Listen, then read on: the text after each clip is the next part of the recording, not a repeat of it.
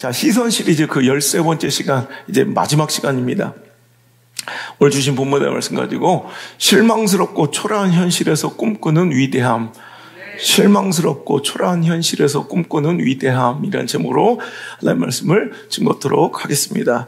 이번 시리즈, 이 시선 시리즈가 시작될 때 그 첫 말씀이 시력이 실력이다. 뭐라고요? 우리가 시력이 좋은 것을 우리가 시력 검사를 통해서 또 알고 기뻐하고 좋아하는 것처럼 우리 영적 시력 검사도 가끔 할 필요가 있다는 거예요. 그래서 시력, 멀리 볼 수 있는 거, 영적 시력, 오늘도 눈앞에 코앞에 유익과 오늘도 땅만 쳐다보고 사는 인생들이 아니라 영적 시력은 오늘도 멀리 바라볼 수 있는, 얼마나 롱텀으로, 그러니까 숏텀 포커스, 정말 이 눈앞에 있는 현실적인 눈앞에 시선으로 살아갈 것이 아니라 장기적이고 거시적인 안목으로 누가 더 멀리를 바라볼 수 있는가? 이게 결국 믿음의 결국이고요. 믿음의 결론이고요. 믿음의 실력이라는 것입니다. 오늘 말씀도 같은 맥락입니다. 오늘 현재 작은 것에서 미래의 가치를 볼 수 있는 시선, 그 시선이 바로 오늘 우리가 소유해야 할 능력의 시선인 줄 믿습니다. 최근에 많은 이들의 마음을 감동시키고 수많은 사람들이 따라 부르는 노래 중에 하나가 참 들으면 많은 사람들이 눈물을 흘리는 노래가 있어요. 황가람이라는 친구가 부른 나는 반딧불이라는 노래예요. 그러니까 이게 그냥 노랫말이 뭐 좋아서라기보다 그의 인생, 그의 삶을 담은 노래이기에 참 그냥 듣는 이로 하여금 그냥 뭉클하게 감격을 주는 것 같아요. 그죠? 나는 내가 빛나는 별인 줄 알았어요. 한 번도 의심한 적 없었죠. 몰랐어요. 난 내가 벌레라는 것을. 그래도 괜찮아. 난 빛날 테니까. 이 친구는 수능 끝나고요, 가수가 되겠다는 꿈 가지고 노래밖에 몰랐던, 노래가 전부였던 이 친구는 부푼 꿈을 가지고 서울로 올라왔어요. 금방 자기 실력을 알아봐주고 수많은 사람들이 자기를 인정해 줄 줄 알았지만 아무 일도 일어나지 않는 거예요. 도무지 아무 일도 일어나지 않았고 포기하고 싶지만 자기는 이 꿈을 접을 수가 없어서 하루라도 더 그 꿈을 위해 버티기 위해 하루에 돈 10,000원 쓰기도 아까워서 집도 없는 그 젊은이는 노숙을 하기 시작해서 무려 147일을 길바닥과 옥상에 그 환기구, 따뜻한 바람이 나오는 환기구 옆에서 잠을 청하며 몸무게가 40kg대가 되었고요. 온몸에 오미 옮아서 정말 자기 자신이 벌레처럼 보였대요. 20살 그 꽃다운 청춘의 부푼 가슴에 그 기대는 송두리째 현실 속에서 짓밟혔고 자기의 꿈과 자기의 삶은 이제 끝난 듯 보였어요. 아무도 그를 찾지 않았고 아무도 그를 인정해 주지 않았고 아무도 그를 좋아해 주지 않아요. 외면당하고 배척당하는 그 삶 속에서 어느 날 동화 같은 일이 일어나요. 자기 노래도 아닌 그냥 자기의 마음을 들켜버린 것 같은, 꼭 자기의 삶의 복사판 같은 이 노래를 그냥 커버송으로 불렀는데 정확하게 20살에 꾸었던 그 꿈이 40살 때 찾아온 그 인생곡 하나, 이 노래로 인해서 그 인생은 하루아침에 뒤바뀌어 거리에서 자기가 부른 노래가 들려오기 시작했고 수많은 사람들이 자기를 알아보기 시작하고 그 노래를 따라 부르며 지금은 꿈처럼 후배들에게 노래를 가르쳐주는 대학교 교수까지 되었다는 거예요. 그가 꿈을 이루기까지 현실이 녹록하고 처지와 형편이 만족스러워서가 아니죠. 모두가 외면하는 가운데 그는 환호하는 무대를 보았으며 아무도 찾지 않는 가운데 그는 객석을 가득 메울 팬들을 머릿속으로 그려낸 것이고요. 아무도 몰라보고 자신을 외면하고 무시할 때 나를 인정하고 뒤따르며 사인받고 사진 찍기를 청하는 수많은 무리들을 마음속에 그릴 수 있어야 그 시간을 버틸 수 있었다는 거예요. 여러분, 많은 사람들이 이 노래를 들으며 그의 삶의 역전을 바라보며 저마다 자기 자신의 모습을 보는 거예요.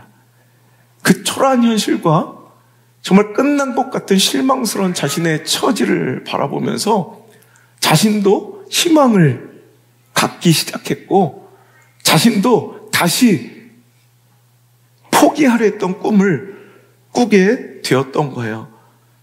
포기하고 싶고 정말 내 자신조차 쳐다보기 싫은 초라하고 형편없고 실망스러운 누추한 내 삶의 현실이지만 그 현실에서도 위대하고 아름다운 꿈을 수많은 사람들이 꾸며 이 노래를 따라 부르기 시작한 거죠. 여러분, 이 노래를 불러야 될 사람들이 바로 우리 그리스도인들인 줄 믿습니다.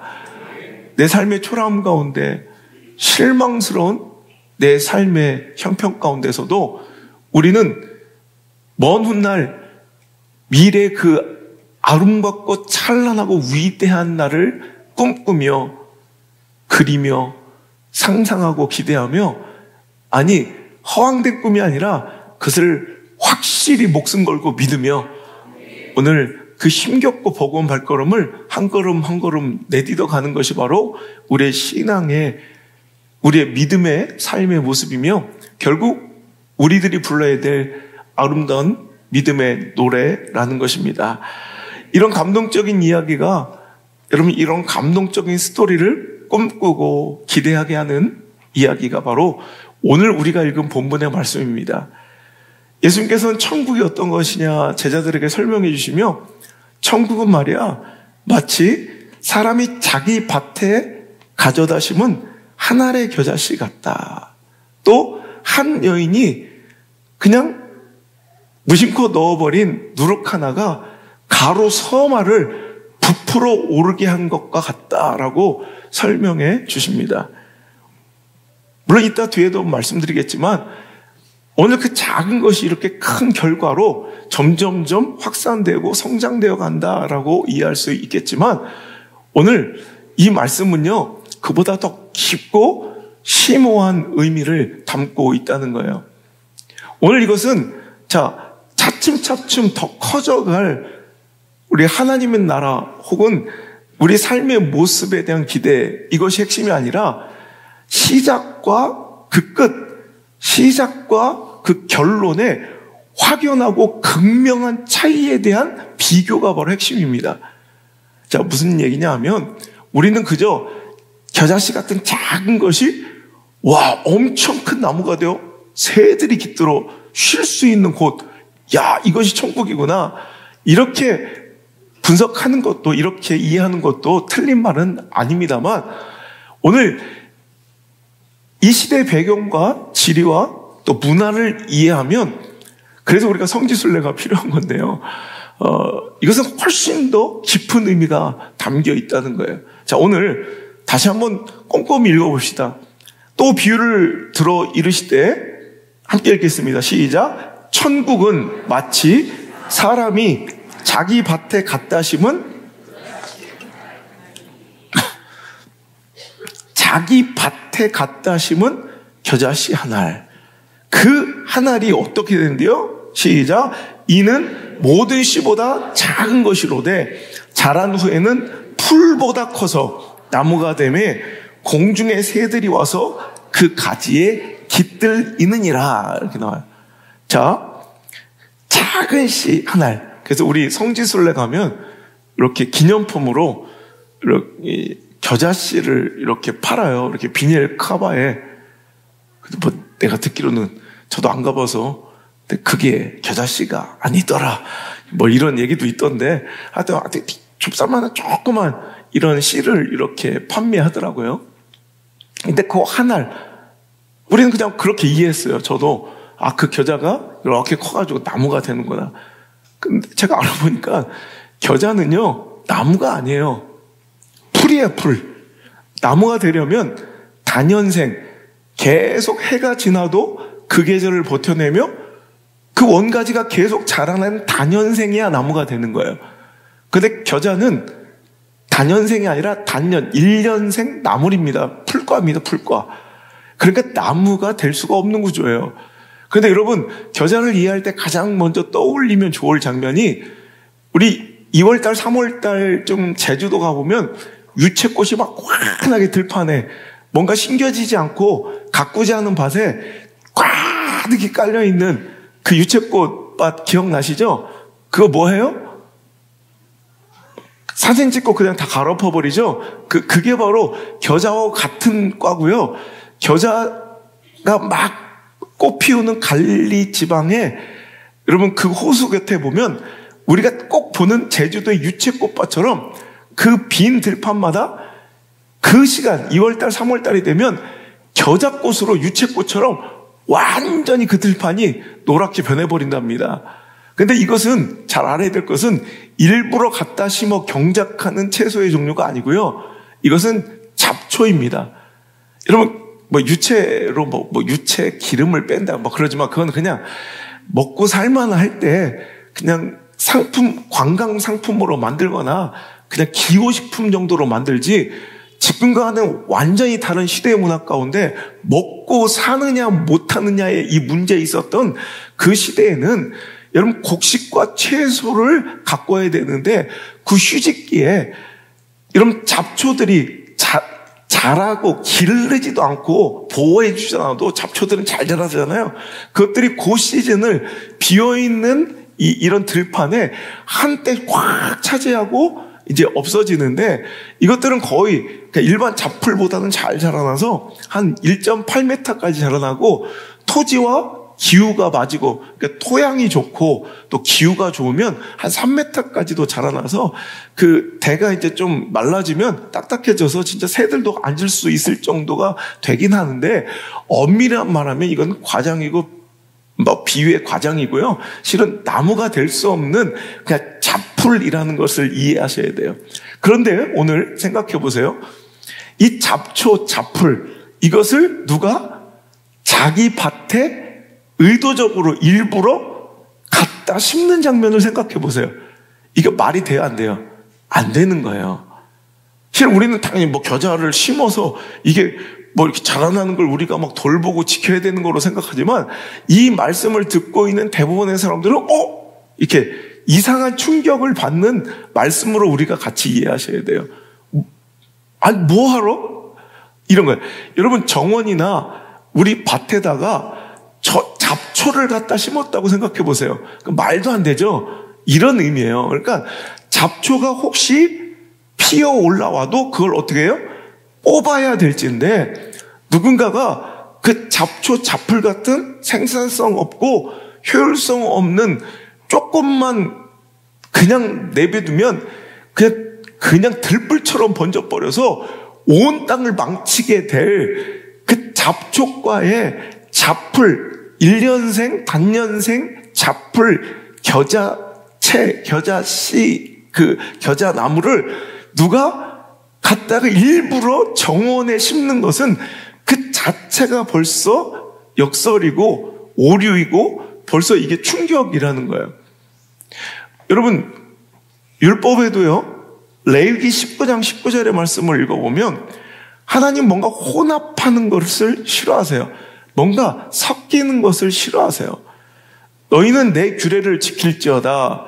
네 가축을 다른 종과 교미시키지 말고 내 밭에 두 종자, 그러니까 다른 종류의 채식이나 곡식을 섞어 뿌리지 말라라는 거예요. 자, 이것은 부정하게 되는 거예요. 자, 그러면 오늘 겨자씨를 밭에 갖다 뿌리면 그 밭에서 원래 자라야 될 곡식이나 채소, 즉 내 삶에 정말 필요한 곡식이나 채소들까지도 부정하게 만드는 행위로 오히려 자연스럽게 그게 자라날지라도 뽑아서 버려야 되는 그 잡풀 겨자씨를 누가 자기 정원, 그 소중한 밭에 갖다가 일부러 의도적으로 심었다는 거예요. 그랬더니 그게 아니나 다를까 우리가 생각한 유채밭, 삽시간에 번져서 그 밭을 장악해버렸다라는 거예요. 그리고 또 하나, 누룩을 볼까요? 누룩은 여러분 딱 들으면 좋은 이미지예요? 부정적인 이미지예요? 여러분, 누룩이 성경 안에서 긍정적으로 사용된 예도 아주 극소수 있습니다만, 누룩은 항상 변질과 부패와 갈등을 의미하고 내포하고 있는 굉장히 부정적인 의미의 단어예요. 그래서 여러분, 성경에서도 예수님께서는 누룩을 싫어하시고 누룩을 경계하시는 말씀을 많이 해요. 마태복음 16장 6절 읽어볼게요. 시작. 예수께서 이르시되 삼가 바리새인과 사두개인들의 누룩을 주의하라. 그러니까 이 누룩은 뭐예요?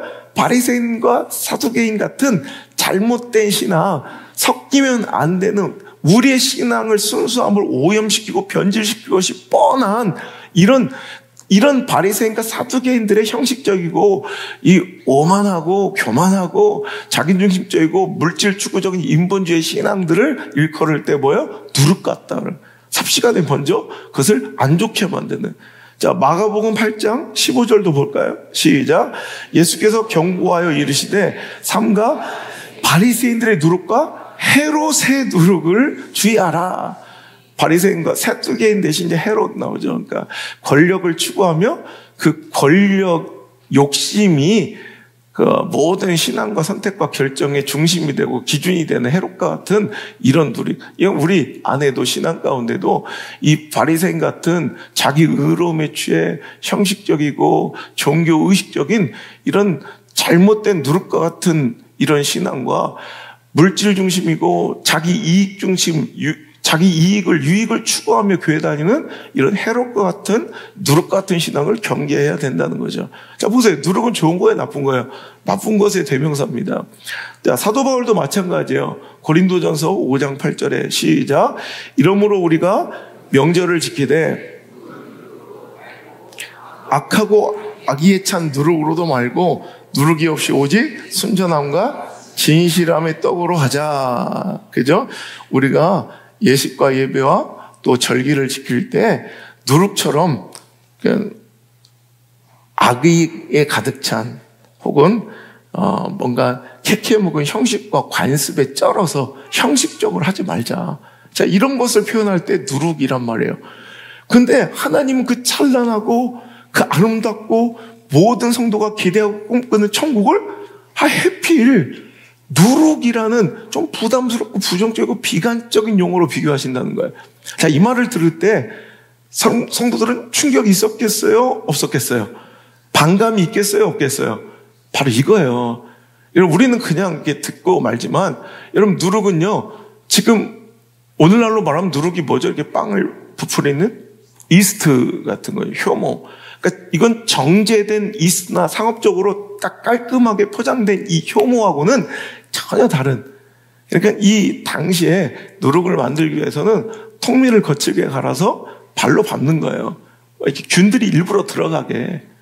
그러면 어떻게 돼? 그걸 그냥 볏짚이나 이런 것에 켜켜이 쌓아두면 이제 막 곰팡이가 피기 시작하죠. 그거 걷어서 누룩 만드는 거예요. 그러니까 누룩은요, 더러운 거예요. 누룩은 막 변질시키는 거예요. 뭔가 내부의 분열과 갈등을 확산시키는 거예요. 자, 그런데 하필 만약에 천국은 이 작은 믿음 하나에서 자라난다라는 의미를 하셨으면 떡갈나무 같은 거 하시면 되지. 그죠? 그런데 하나님께서는 그 많고 많은 것 중에 잡풀, 오히려 우리 밭과 정원을 망치게 될 이 겨자라는 것을 비유하셨고, 사람들이 딱 들으면 우리야 별 반감이 없지만 당시에 모든 사람들이 들으면 굉장히 거북스러울 만한 부정적인 이미지의 대명사인 누룩을 근거로 천국을 상상케 하시는 거. 무슨 의미일까요? 그래서 이 누룩과 겨자, 그러니까 사람들이 부정적으로 여기고 배척하고 싫어하고 뭔가 뽑아버리고 싶고 내 삶에 들어오지 않았으면 좋겠다고 생각하는 그 시대의 상을 생각하면 이 겨자와 이 누룩은 누구를 상징하는 거였겠어요? 바로 예수님 자신을 상징하시는 거예요. 예수님은 이 땅에 오셨어요. 천국을 그들에게 주시기 위하여. 하나님 나라가 이 땅에 임하시는 거예요. 그런데 그 시작과 태도가 뭐예요? 마치 밭에 심겨진 겨자처럼 말도 안 되는, 사람들에게 인정받고 환영받고 축하받고 존귀함을 얻으며 임하시지 않는다는 거예요. 누룩처럼 부정적으로 여겨지고 사람들이 더럽게 여기고 추하게 여기며 갖다 버리고 싶은 모습으로 이 땅에 임하셔서 여러분 화려하고 멋진 우리가 기대하는 모습으로 시작되진 않지만 그 나라는 이미 그 속에서 이미 시작되고 있다는 거예요.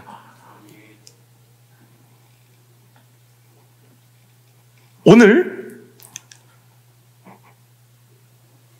이 겨자는요, 누가 봐도 알만한, 그러니까 갈릴리 성지순례를 가면 딱 2, 3월 달에 가면 갈릴리 호수가 딱 나온대요.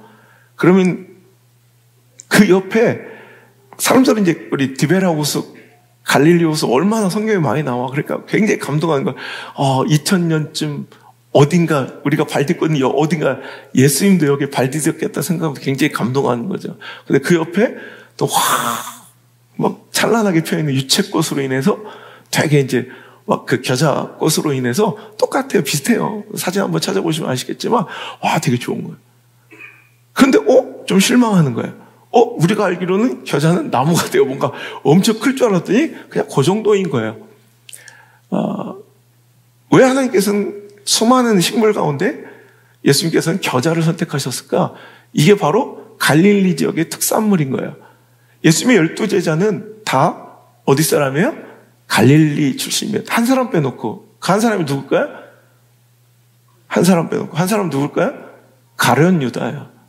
그러니까 가룟은 바로 이 크레옷이라는 유다의 한 지방을, 그러니까 그 사람의 지방을, 유다란 이름 많으니까, 그러니까 우리도 저기 뭐 함양댁, 합천댁, 담양댁 막 이런 것처럼 오늘도 그 지역의 이름을 앞에 붙여 그 사람을 분리시키는 거죠. 구별시키는 거죠. 그 가롯 지방, 크레옷 지역에서 온 유다가 가룟 유다인 거예요.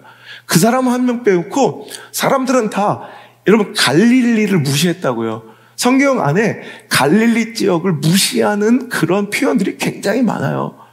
그러니까 뭐 나사로에서 무슨 선한 것이 나겠느냐, 너 갈릴리 사람 아니냐, 뭐 이런 것들 있죠.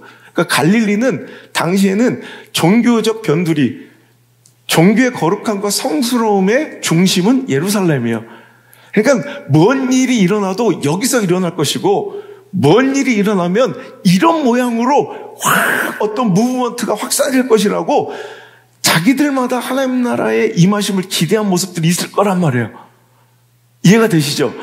그런데 오늘 예수님 그 천국의 이루어짐과 나라의 임하심을 그들이 전혀 예측하지 못하고 상상하지 못했던, 여러분 잡초 같은, 오히려 그 밭을 부정하게 만들 개연성이 큰 겨자씨가 심겨지고 더럽고 부정한 이미지인 누룩이 들어와 가루를 부풀게 만드는 것으로 천국의 확산을 설명하시는 거예요. 이것도 오히려 부정적이고 비관적이고 사람들이 좀 싫어하고 외면하고 배척할 만한 대상을 일부러 선택하여 끄집어내서 천국을 비유하신 거예요. 왜냐하면 그게 바로 그 당시에 예수님이 당할 고난의 모습이고 외면의 모습이고 갈등과 충돌의 모습이고 배척과 환란과 고난의 모습을 상징하는 것이고, 또 하나 누가 봐도 겨자하면 우리 제주도 유채꽃, 우리 담양에서 오신 분들은 담양 대나무 뭐 이런 것처럼 뭐 이런 거, 예를 들어서 예를 들 때 그거 뭐 판다요 뭐요 뭐 대나무밖에 더 있어 거기는 막 이러면 그걸 비아냥거릴 때 뭐 이렇게 얘기할 수 있잖아. 그것처럼 원래 갈릴리를 비아냥거릴 때 갈릴리에 누가 봐도 유채꽃, 제주도가 딱 떠오르는 것처럼, 대나무 하면 담양이 떠오르는 것처럼, 이런 식으로 갈릴리의 특산물인 이 유체, 이 겨자를 들어서 오늘도 갈릴리 출신이 대부분인 한 사람 빼고 다 무슨 선한 것이 여기서 나오고 있어. 너희 같은 것들이 뭘 하겠어? 라고 생각하는, 자, 예수님 자신을 두고 하신 말씀이며 또한 이제 예수님이 부활승천하신 이후에 그 위대한 위협을 이제 이어서 감당해야 될 이제 제자들이 이제 시대 가운데, 세상 가운데 당할 수많은 비난, 배척, 갈등, 조롱, 공격을 비유하신 말씀이라는 거예요. 또한 그런 이유로 이제 초라한 실망스러운 사역의 결과, 사역의 열매에 낙담하고 회의와 실망에 빠질 제자들에게 그 시대를 대비시켜 주시고 위로하시는 말씀이 바로 이 비유예요. 그러나 걱정하지 마라. 나 봐라. 이 잡풀같이 여겨지고 누룩처럼 배척당한 누구에게?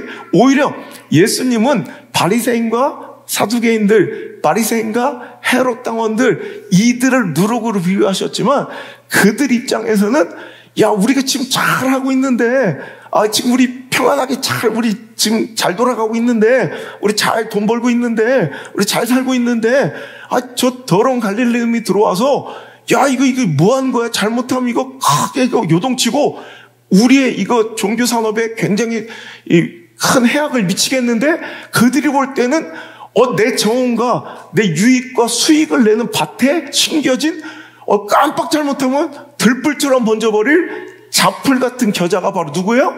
예수님이신 거예요. 그들이 볼 때는 누룩처럼 까딱 잘못하면 가루 전체를 부풀게 만들 위험성 있는 독소 같은 그 인물이 바로 예수님이신 거예요. 내가 이런 대우 받잖아.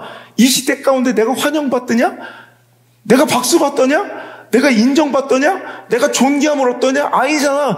배척당하고 결국엔 십자가에 달려 죽으실 거라는 거예요. 하지만 이게 끝난 게 아니다. 실패가 아니다. 이미 겨자씨는 이 땅에 심겨졌다는 거예요.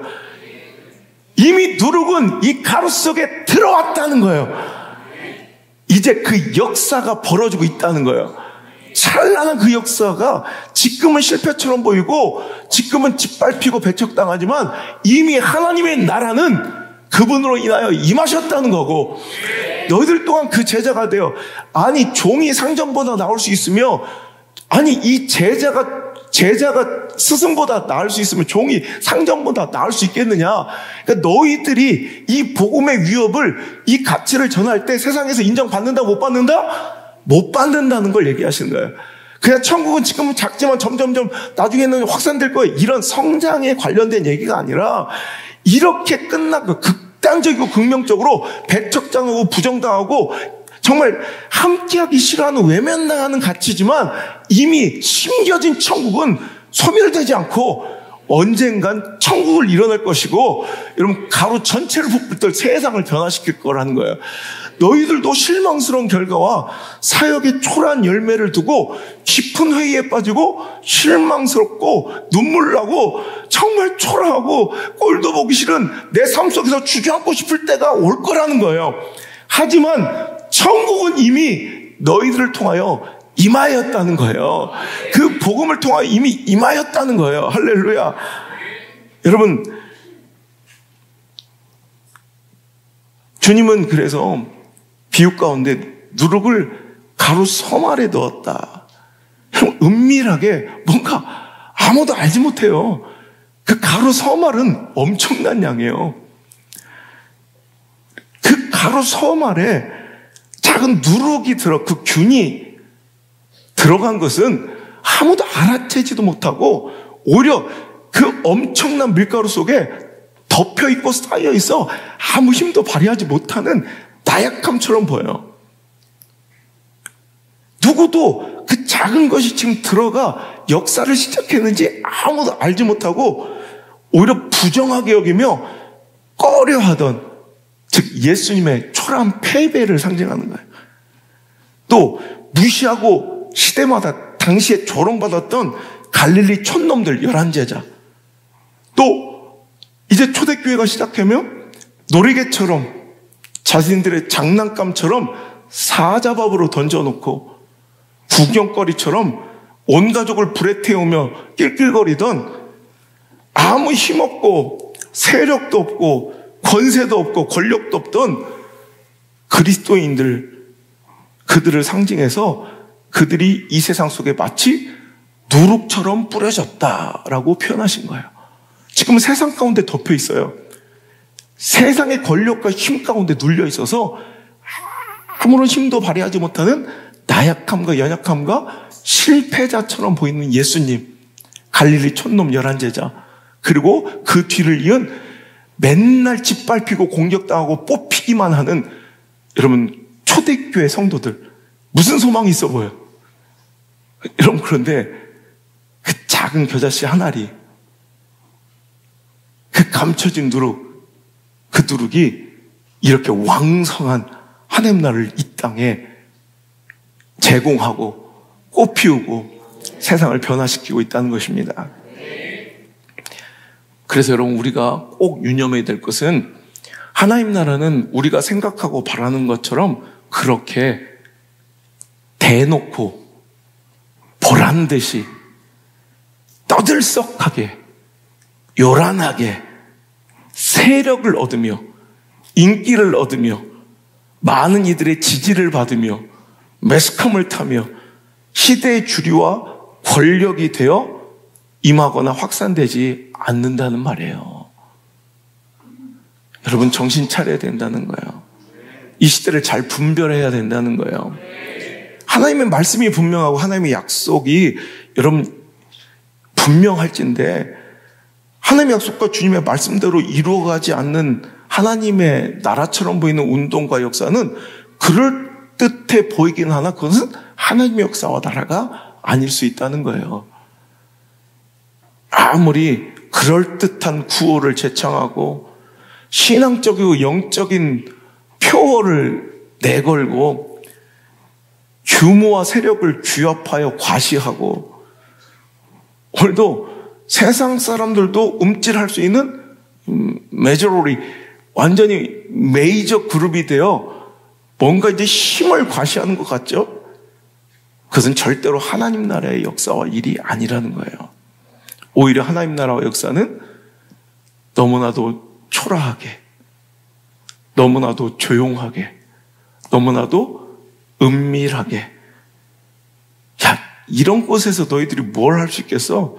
야, 이까지 것들이 무슨 역사를 이루겠어? 라고 생각하는 작은, 우리 거꾸로 보면 그들에게는 누룩처럼 부정하게 보였고 그들에게는 쓸모없는, 나에게 손해를 끼치는 잡풀처럼 보이는 겨자씨 같은, 하지만 하나님의 입장에서는 너무 순결하고 세상에 물들지 않고 오늘도 하나님만 따르던 그 거룩성을 소유한 조용한 예배, 눈물의 기도, 순수하고 순결한 예배와 말씀, 무릎 꿇고 엎드려 흘리는 그 조용한 기도의 눈물, 내가 더 순결하지 못함을, 거룩하지 못함을 아파하는 통렬한 참회, 회개의 자리에서 누룩처럼, 마치 겨자씨처럼 온 세상을 변화시키는 하나님 나라의 확산과 통치는 거기서부터 시작된다는 거예요. 속지 마십시오. 거룩한 구호와 세력의 규합과 보란듯 여러분 이제 대세를 이루는 이런 그런 시대적 권력이, 예를 들어 우리나라가 뭐 기독교 국교가 되거나 어떤 정치 집단을 이뤄서 시대를 평정하거나 세를 규합해서 우리가 원하는 모습으로 여러분 나라와 제도와 행정을 이끌어가는 것으로 한 나라는 임하지 않는다는 거예요. 오늘도 조용히, 너무나도 은밀하게, 때론 너무 초라해 보이는, 아무도 알지 못하는, 이름도 없이 빛도 없이 더 순결을 꿈꾸며 눈물을 쏟아내며 더 거룩함을 구하고 토해내는 그 아름다운 무릎의 기도에서, 더 순결해지기를 꿈꾸는 예배와 교회에서, 거기서 하나님 나라는 임하기 시작한다는 말입니다. 눈먼 유대인들은 빛이 오셨건만 알아차지 못했고, 고대하던 왕이 이 땅에 오셨건만 영접하지 않았다는 거예요. 널브러진 골칫덩이 잡풀 겨자씨처럼 초라하게 그지없고 자신들이 원하는 모습으로 시대를 정복하지 못한 채 그저 잠시 떠들썩하고 기대를 갖게 했지만 어느덧 볏짚 타듯 사그러져 버린 실패한 운동, 실패한 영향력, 사그러진 영향력처럼 보였던 초라한 예수님을 아무도 그 마음속에 받아들이려 하지 않았다는 거예요. 그러나 그 초라하고 그 부정해 보이고 여러분 무능해 보였던 겨자씨와 누룩은 이미 세상 속에 심겨져 세상을 뒤덮을 준비를 하고 있었던 것입니다.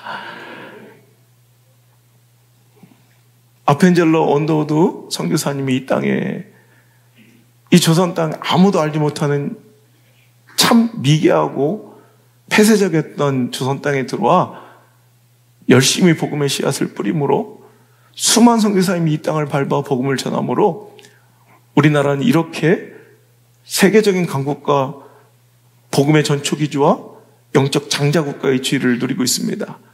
하지만 그들의 그 시작이 기대만큼 화려하고 기대만큼 영향력이 있지 않았다는 것을 우리는 기억해야 합니다.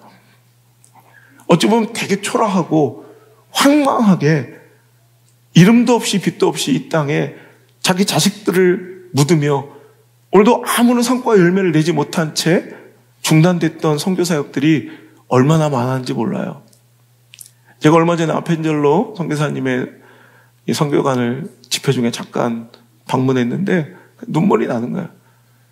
이 땅에 선교하러 온 지 17년 이제 뭔가 열매를 맺고 막 또 꽃 피워야 될 그 중요한 시간에 여러분 아시는 것처럼 군산으로 가는 그 배 안에서 충돌 사고로 인해서 이제 배가 좌초될 때 거기서 이제 순교하셨는데요.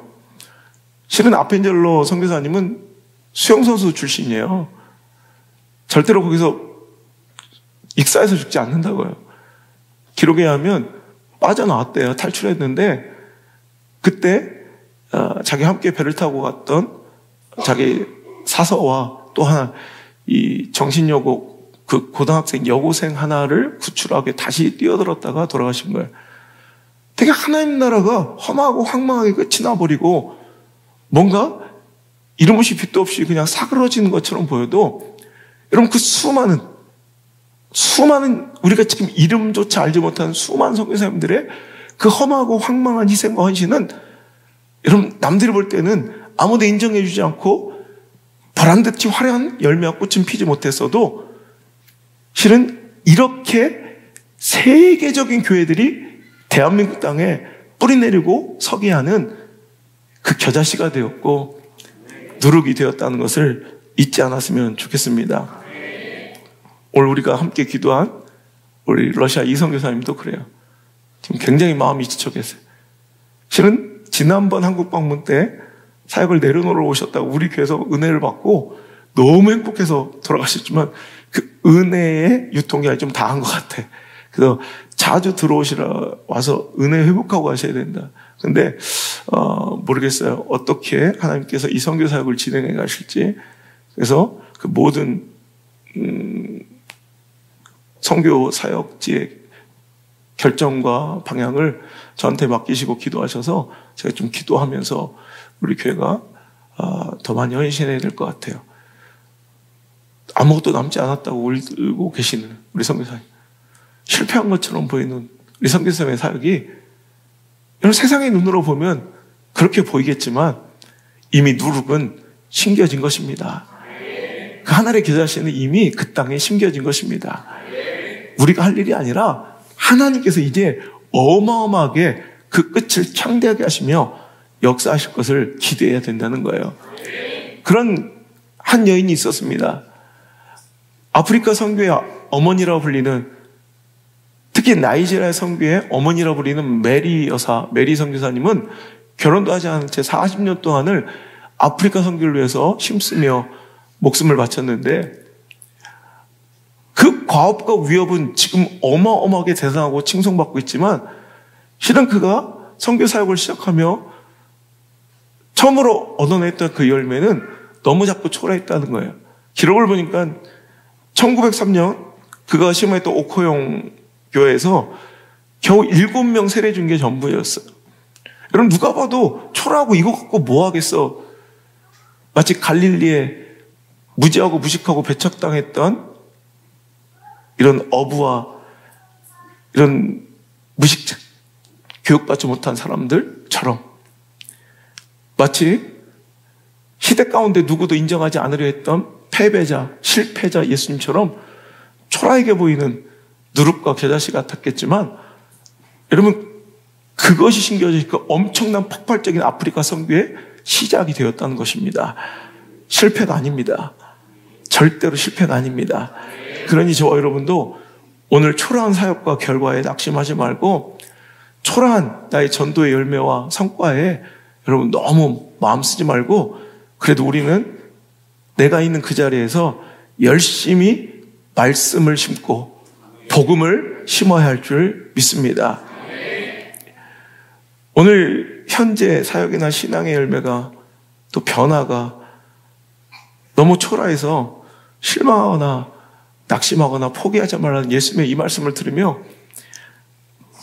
저는 실은 이 원고를 쓰면서 얼마나 울었는지 몰라요.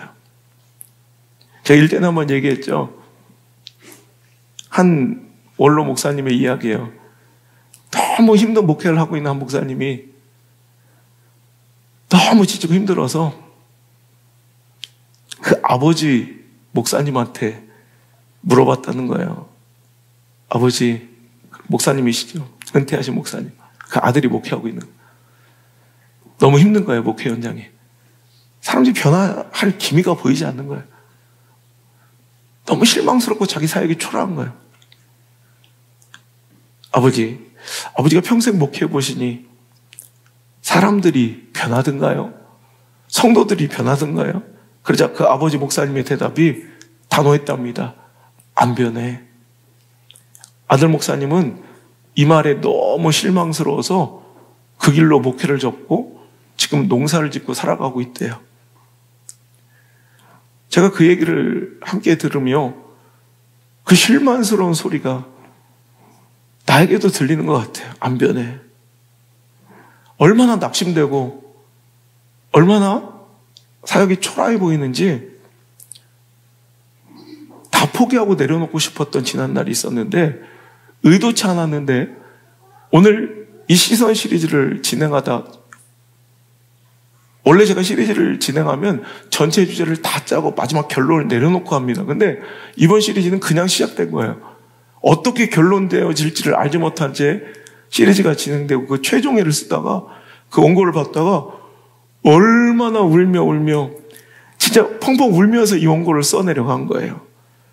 나에게 주시는 말씀 같아서 나에게 주시는 말씀으로 들려서 너무 위로가 되어 너무 감사해서 행복하게 또 마지막에 막 미친놈처럼 웃으며 이 원고를 마감했습니다.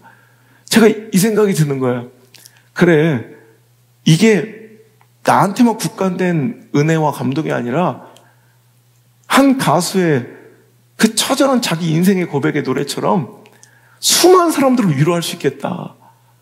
초라한 현실과 실망스러운 사역의 결과에 낙심하고 주저하고 오늘도 다 내려놓고 농사 짓고 싶은 사람들, 그 수많은 사람들에게 오늘도 위로할 수 있겠다. 나도 그 노래를 말씀을 통해 불러야겠다라는 생각을 했어요. 우리 주변을 바라봐도 그래요. 저 실패한 것 같은 우리 교회는 다 내가 필요한 사람을 써본 적이 없어요. 나를 필요로 한 사람만 쓰지. 오할 것 없는 저 진 목사, 노가타판을 전전하고 있는 목사한테 일이 없는 거예요. 가족들조차도 인정하지 않는데 넌 목사 되면 안 된다고. 제가 그 말에 너무 가슴이 아파서 펑펑 울었어요. 뭐 초라하고 아무것도 아닌 것 같지만 뭐 지금 당장 눈앞에 어떤 현실은 나아진 거 없을지 모르겠지만 근데 저 정에 옛날에 제가 지금 저렇게 생겨도 옛날에 막 사업도 하고 손도 커서 망해서 신용불량자 됐지만 옛날에 그래도 큰 손이었어요, 저 여자. 뭐, 관리받던 여자예요. 막 그냥 막 쓰던. 근데 요즘에 그냥 내가 선물해준 그 화장품 하나를 감사하고, 저 100~200만 원 뭐 가지고 저렇게 생활해본 적이 없을 거예요. 그냥 너무 행복해. 지금 보면 초라하게 그지없는 누룩 같은 존재일 거지만, 이미 그 나라는 우리 아버지 엄마의 목회 사역이 화려하고 뭐 인정받지 않았지만, 남들에게 뭐 보란듯이 세력을 보이고 막 보란듯이 인정받지 못했지만, 이미 우리 집안에 이 우상과 귀신과 저주의 집안에 하나님 나라는 임하신 거예요. 그래서 그 자녀들이 막 밥을 굶으며 고생하며 공부하고 학원도 못 다녔지만, 보세요, 하나님 나라는 이미 임하신 거예요. 난 기대한다고. 최호철 전도사 가정 보면서도 그래. 다 포기하고 중단되고 이제 끝난 사역처럼 보였지만, 이제 다다음 주에 드디어 목사 인준을 받아요. 그리고 이제 목사 이제 임직은 이제 날짜를 잡아야 되는데, 총회에서 인준을 받고 이제 우리 지방에서 임직을 하는 건데, 어찌 보면 저들의 인생에 누룩이 더해진 거예요. 작고 초라해도 이미 그 미래, 아니 그 너머 자손들에게, 그 자녀들에게 우리가 모를 어느 어둠의 공간에 보란듯이 하나님 나라가 임하게 되는 그 엄청난 역사가 우리는 알지 못하지만 마치 누룩의 가루 서마를 부풀게 하듯 그 역사는 이미 지금 시작된 줄 믿습니다. 여러분, 작은 것을 소홀히 여기지 말아야 합니다. 세상은 작으면 소망이 없는 줄 알아요. 작은 것에 생명이 깃들 일이 없다고 단정해요. 왜? 작으니까 가치 없어 보이는 거예요.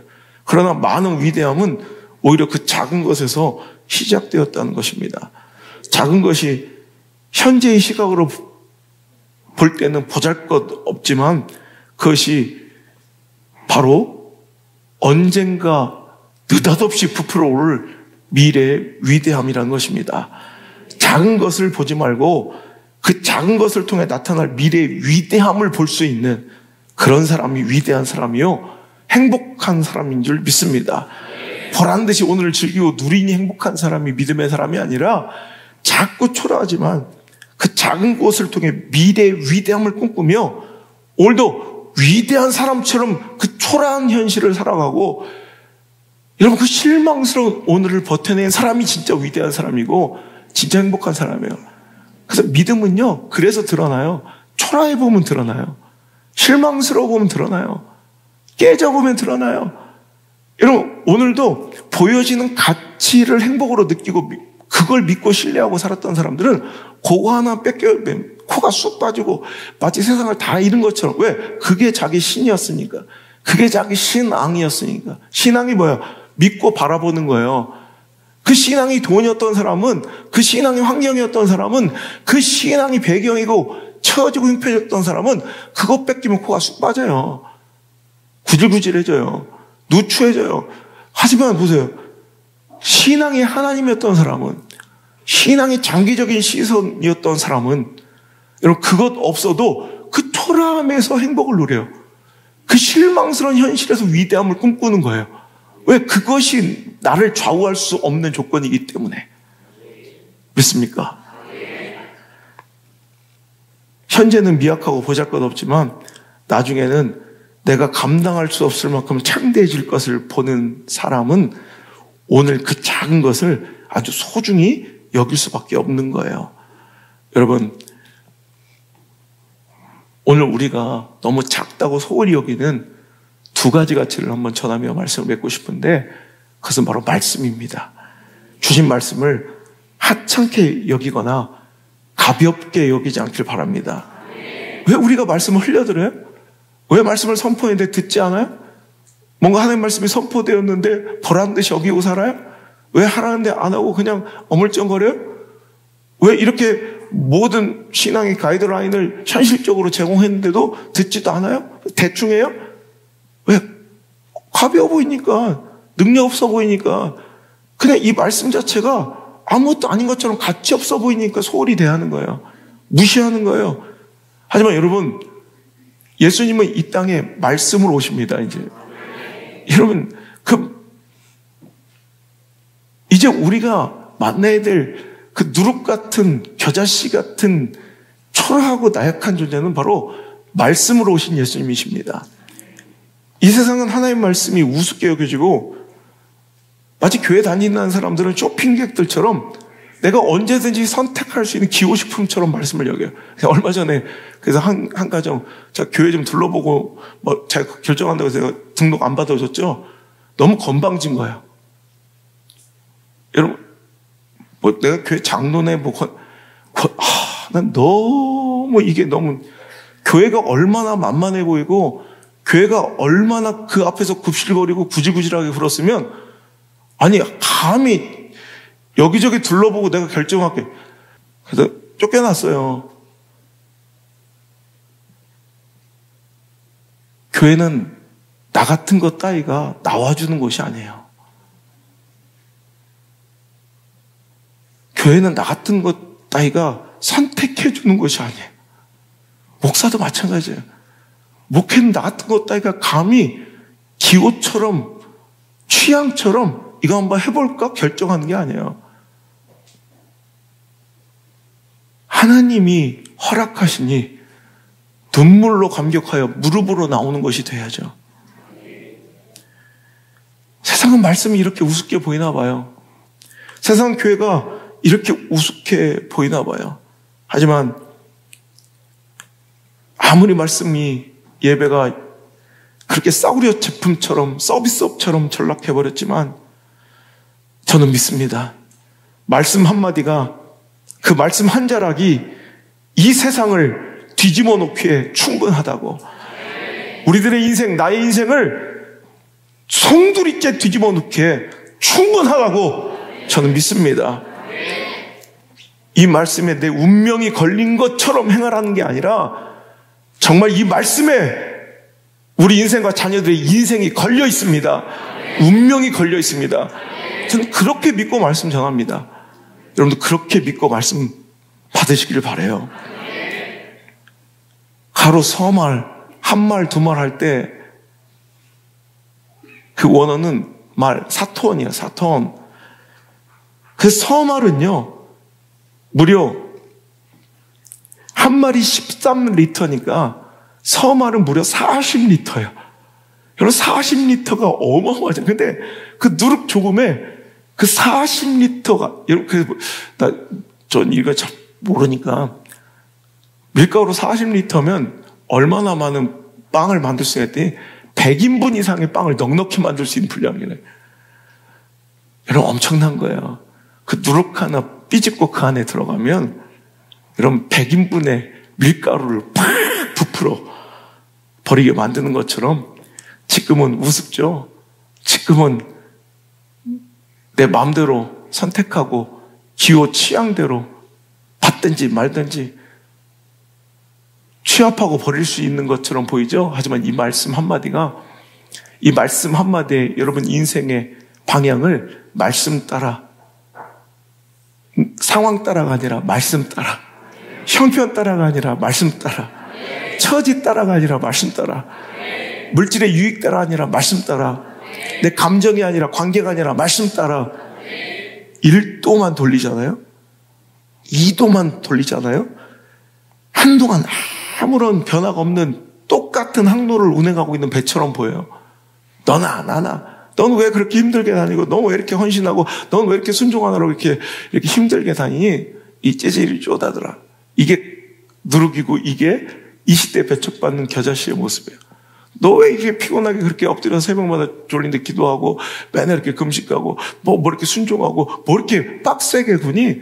이게 누룩이고 이게 겨자씨예요. 배척당하고 조롱당하고 비난당하고 외면당한다니까. 요즘 사람들 싫어한다니까. 근데 보세요. 그 1도의 방향 전환이 똑같은 배처럼 보여. 한동안에 너나 나나야. 오히려 내가 더 편하다. 근데 그거 아시죠? 달라진 그 1도가 나중에 도착하는 항구가 달라져요. 여러분 도착하는 그 목적지가 완전히 달라져요. 오늘 그 거룩한 말씀 한마디에 방향 전환이 일어나길 주 여러분 축복합니다. 두 번째, 우리가 정말 소중하게 여겨야 될 그 작은 것처럼 보이는 그 소중한 가치는 바로 우리 어린이들입니다. 우리 다음 세대들, 어린아이들을 경히 여기거나 무시하지 않는 교회가 되어야 합니다. 여러분, 맨날 말썽 부리고 도박판과 술판을 전전하며 이단교도에 빠져있던 아들 어거스틴을 도저히 포기할 수 없어 가슴을 치며 매일 밤 울며 통곡하며 기도했던 어머니 모니카 여사의 기도, 그 기도에 당대 교부였던 한 분이 그 말이 나온 거예요. 걱정하지 마십시오.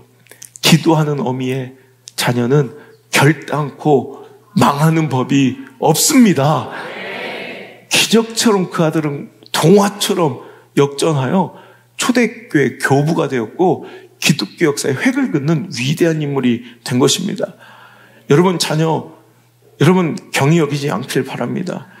예수님께서 말씀하세요.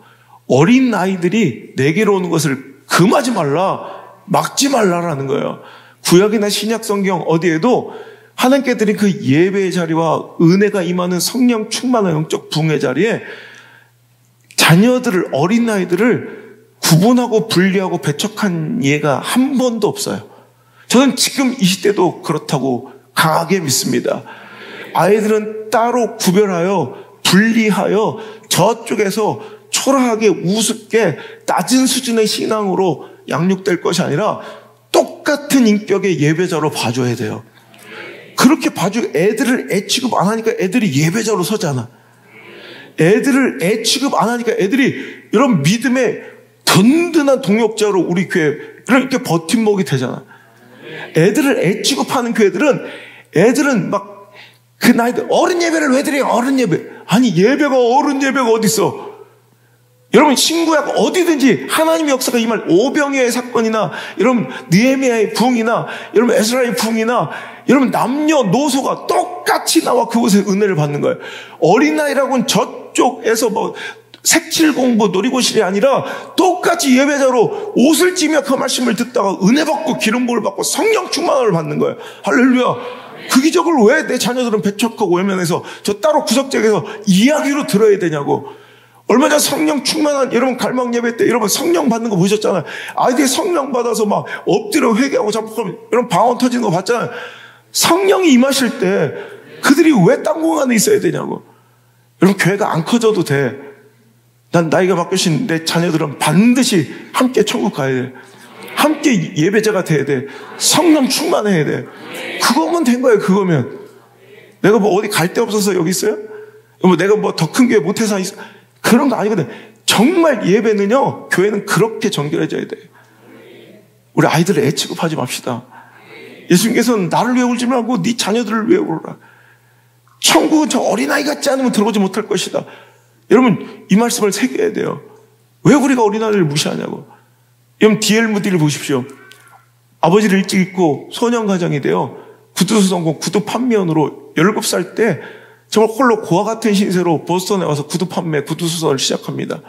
주일학교 교사였으며 또한 그의 직장 상사이기도 했던 이 킴벌 교사, 그러니까 주일학교 선생님이요 킴벌로 인하여 D.L. 무디는 예수를 만나고 회심하게 돼요. 여러분 작고 초라한 가난뱅이, 구두수성공, 구두 판매원, 이 고아 같은 어떻게 보면 거지 같은 잡풀 겨자씨, 누를 것 같은 부정해 보이는 그 어린아이 17살짜리 하나가 어떻게 되었습니까? 마치 자라나 온 새가 깃들듯 수백만 명의 복음을 전하고, 지금 시카고에도 무디 성경학교에서는 복음적인 이런 가치관으로 세상을 정복시킬 또 다른 무디들을 키워내고 있는 명문 학교가 세워졌고요. 할렐루야. 여러분 수백만 명을 하나님께로 회심시키고 돌이키게 하는 멋진 역사가 거기서 시작돼요. 초라해 보이죠? 아무것도 아니게 보이죠? 근데 그 겨자씨 하나가 하나님 나라를 만들고 있다는 거예요. 지금은 짓밟혀요. 지금 무시당해요. 지금은 여러분의 관심사에 시선에 외면당할 거예요. 괜찮아요. 당신이 동정하지 않아줘도 하나님 그들 통해 역사하실 거니까.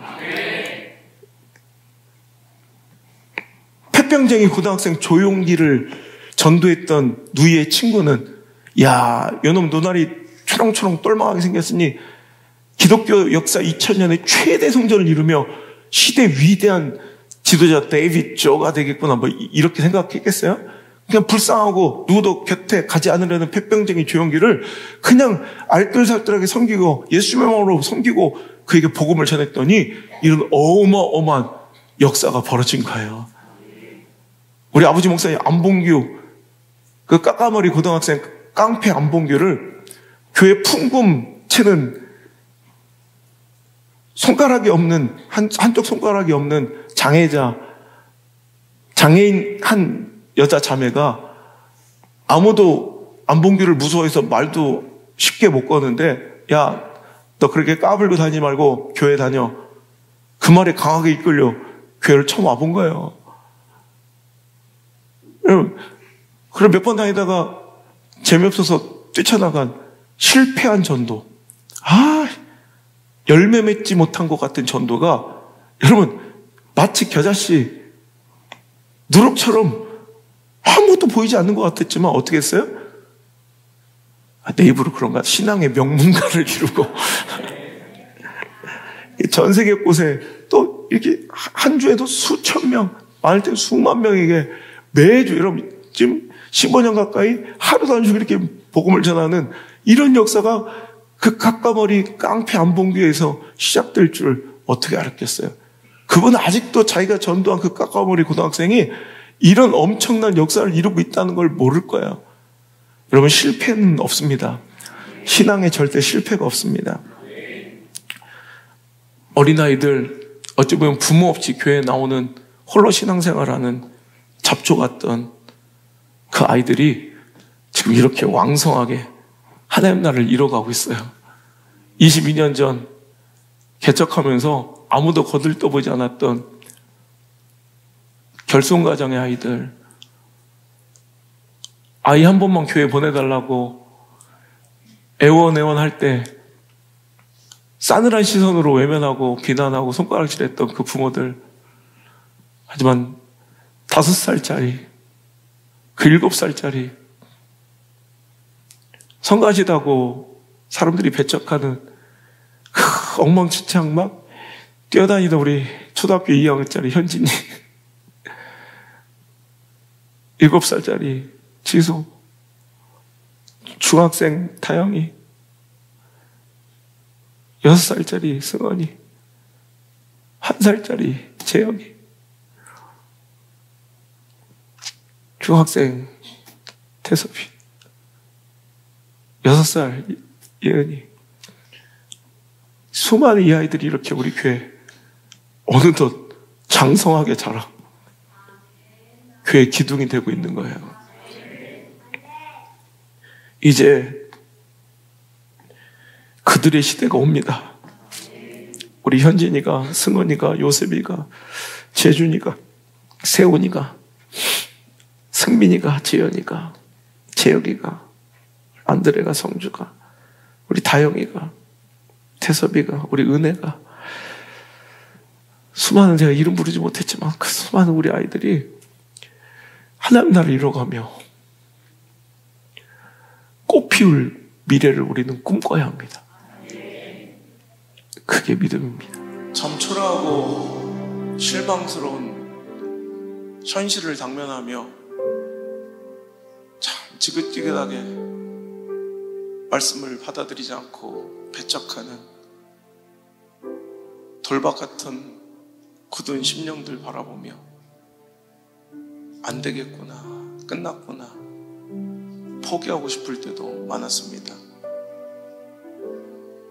내 신앙과 믿음 생활 가운데 보란듯이 보여줄 간증도 없고 오히려 믿지 않는 가족들에게 조롱받을 만큼 때론 초라한 현실이 원망스럽습니다.